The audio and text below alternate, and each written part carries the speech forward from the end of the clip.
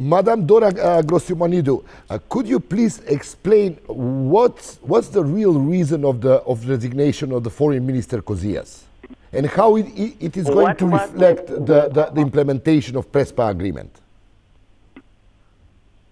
No, I don't think so. I think that nobody put at jeopardy the Prespas agreement in the cabinet meeting, because even people from Kamenos field, two ministers, Koudoura and Quick, who is a deputy minister for foreign affairs, they said they are going to vote for that in favor of the Prespas agreement. So I don't think the Prespas agreement, whenever it comes after your ratification, let's say after the changement of your constitution and so on, whenever it comes to the Greek parliament, it's going to pass at once.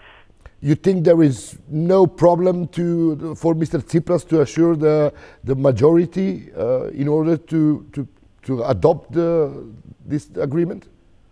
I think that the majority is given, 151 minimum, not to mention more, because there are people from Potami, of Stavros Theodorakis, there are several independent MPs, and there is the newly appointed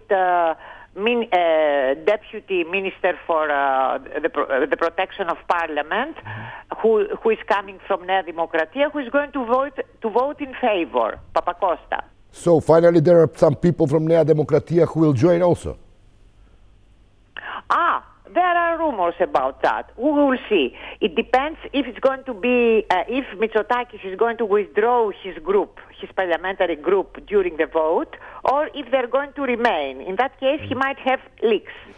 Madam Dora, what are the rumors behind the information that Mr. Kosias misused some of the secret funds of the Ministry of Foreign Affairs? What's the story behind? Listen, these things cannot be spoken in public because they are blaming the country.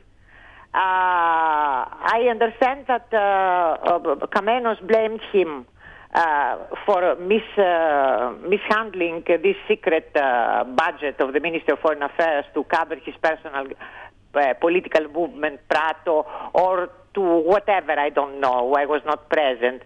That's why Tsipras, he reacted in this way, trying to keep the balance between the two. Because can you imagine that two ministers were blaming each other during the cabinet meeting for corruption? Very much unfortunate. For things that they could not be proven. For us, it's very interesting because there were. That's what we heard from the Greek media, that it's about the secret funds of the Ministry of Foreign Affairs, which the money that were used to finance some of the media here in Macedonia. Listen, I've read it into the press that during, let's say, the briefing on behalf of the Secretary General to the appropriate committee in the parliament about, let's say, the spending of this secret budget, he gave three code numbers. One of them, it had to do with financing media in Macedonia. I don't know, because this is contradicted from the government.